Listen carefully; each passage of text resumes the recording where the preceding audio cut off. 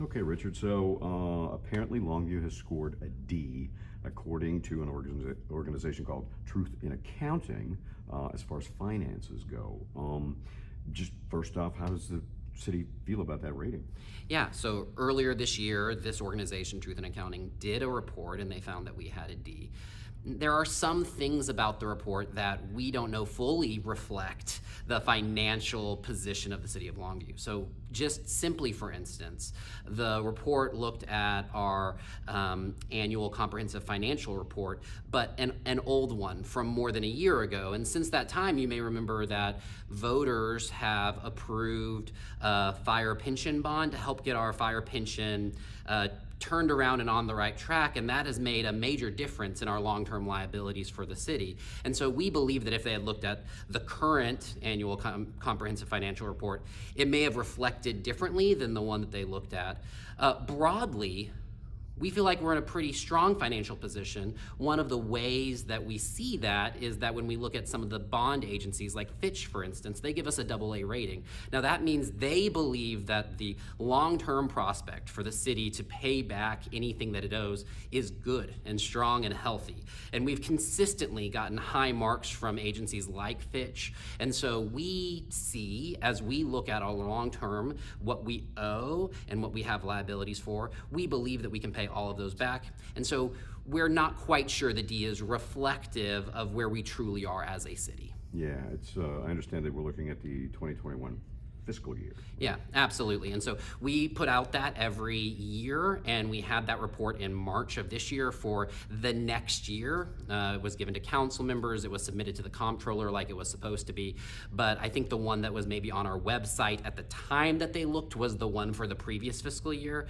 But we've been taking steps as a community to make sure we're in a strong financial position. And we believe that some of the more recent ACFR's annual comprehensive financial report are reflective of that, perhaps more than the one that they looked at. Yeah, one of the things I said in the report was that the city is not taking into account employee pay. And yeah, absolutely. So there's a lot of different ways in which you consider what the city owes. And it seems to us that what the report is really kind of asking is, if we had to pay back everything the city owed today, if we had to call in all the debts, how much money per taxpayer, and how they get to that number is a little bit unclear in the report, but how much money would each taxpayer need in order to pay back everything the city owes? But cities don't pay back everything they owe today. Like, we're a long-term organization, we're more than 150 years old, and we're gonna continue serving our residents. And so it's actually incumbent on a city to balance revenues coming in versus expenses going out. And part of the way that we reduce the taxpayer burden on our residents is debt. Bond issues, some of these pension things, these are, particularly the bond issues, we borrow money up front and we pay it off over the long term, and it reduces the amount we have to bring in say, sales or property taxes to accomplish things right now. And so we actually believe it is fiscally responsible not to be overtaxing our residents. We don't want to bring in more money than we need to spend on any given year. But sometimes, like our incredibly large and wonderful police building, right? You don't have that money just sitting in the coffers unless you've been overtaxing your residents to collect it. And so debt is actually a tool that city governments can use as long as we are managing those long-term liabilities and expectations. all right, do you know where this came from? Did someone request it?